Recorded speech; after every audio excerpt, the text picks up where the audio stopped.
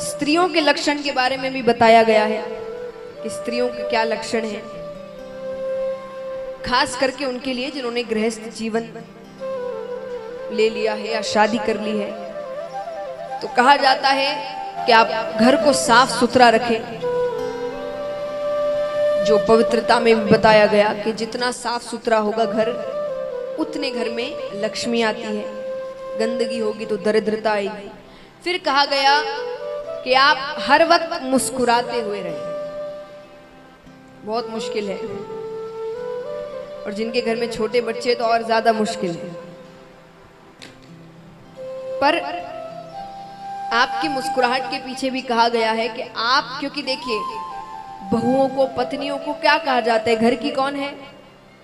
लक्ष्मी। तो ये ज्यादा, जितनी ज्यादा खुश होंगी लक्ष्मी उतनी आती है। ये जितने चिंता में, गुस्से में रहेंगी उतनी दरिद्रता आएगी। तो देखिए अभी आपके ऊपर भी है, आपको घर में लक्ष्मी चाहिए तो इनको खुश रखो। क्योंकि देखिए हम सोचते हैं कि हम बाहर जाकर काम कर तो हम एक काम करने वाले हैं। आपको तो फिर भी संडे के दिन छुट्टी मिल जाती है, पर जो घर में पत्नियां रहती हैं उनको संडे के दिन ओवर टाइम करना पड़ता है। लोग ज्यादा बढ़ जाते हैं घर में। तो कभी ये ना सोचे कि हम अकेले काम करने वाले, हम काम करके आए हैं तो हम घर आए तो हमारा मूड अच्छा रखो, अच्छे से बात करो। तो आपको क्या पता उनको घर में कितनी चिंताएं हैं, कभी हो सकता है उनका भी मूड खराब हो। तो दोनों को समझने की जरूरत है। लेकिन ये बात मैं नहीं कह रही हूँ, आप सोचे कि महिला है तो महिलाओं का साथ ले रहे हैं। सच्ची बात कही गई है, धर्म के लक्षण है। वो जितनी खुश रहेंगे उस घर में उतनी लक्ष्मी आएगी। मुस्कुराते हुए रहे जितना हो सके। तो महाराज और कहा गया पतिव्रता धर्म का पालन करे। पतिव्रता एक धर्म है, उसके कुछ नियम हैं, उन नियमों का पालन करे। अब देखिए आजकल अलग अलग व्रत आ गए हैं, 2-2 व्रत आने लगे हैं। तो एक पतिव्रता हुआ और आजकल पत्नी व्रता ज्यादा चल रहा है। उसके बारे में भागवत जी में कुछ बताया नहीं गया अभी तक। तो पतिव्रता धर्म का पालन करे। फिर कहा गया, ये चीज आजकल ज्यादा मानी नहीं जाती, पर कहा जाता है कि अपने पति का नाम मुख से नहीं लेना चाहिए, जो असल नाम है। कहते हैं उससे उसकी आयु घटती है।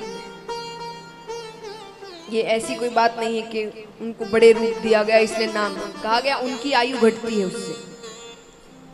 पति का नाम मुख से नहीं लेना चाहिए, जो असल नाम है। कोई और नाम से आप बुला सकते हैं, पर पति का असल नाम मुख से नहीं लेना चाहिए। गांव में अभी भी लोग मानते हैं। एक प्रसंग सुनाती हूँ मैं। एक बार एक महिला अपने जेठ जी की बेटी के साथ एक कथा में जाती है। जेठ जी की बेटी का नाम चंपा था।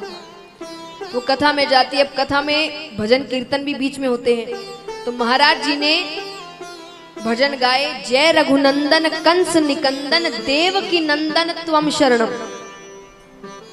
अब सब गा रहे हैं सिवाय उस महिला के। क्यों?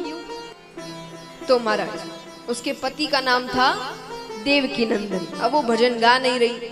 अब अचानक देखते देखते महाराज जी की भी नजर उन पर पड़ती है। तो महाराज जी को बड़ा अजीब लग रहा है कि पंडाल में बैठे हर व्यक्ति ने भजन गाया है सिवाय उस महिला का। तो महाराज जी ने गाते गाते उस महिला की तरफ इशारा किया, आप भी गाएं। महिला को लगा तो महाराज जी ने भी मुझे देख लिया। तो फिर वो चंपा की तरफ देखती है और गाती है, जय रघुनंदन कंस निकंदन चंपा के चाचा त्वम शरण।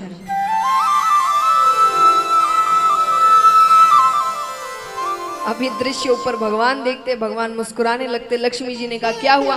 बोले, अरे मेरे भक्तों ने मुझे कई नाम दिए हैं, पर आज एक नया नाम मिल गया। बोले, कौन सा नाम? बोले, चंपा के चाचा।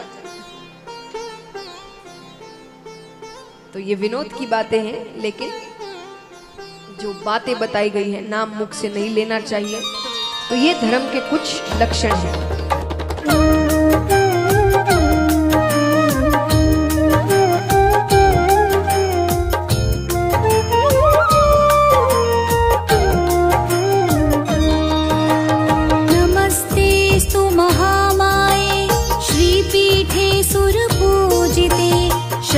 चक्र गदाहस्ते महालक्ष्मी नमोस्तुते। नमोस्तुते। नमस्तेऽस्तु महामाये श्रीपीठे सुरपूजिते शंख चक्र गदाहस्ते महालक्ष्मी नमोस्तुते। नमस्तेऽस्तु महामाये श्रीपीठे सुरपूजिते शंख चक्र गदाहस्ते महालक्ष्मी नमोस्तुते।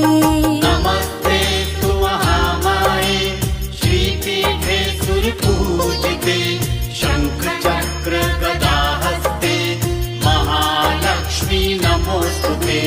नमस्तेऽस्तु महामाये श्रीपीठे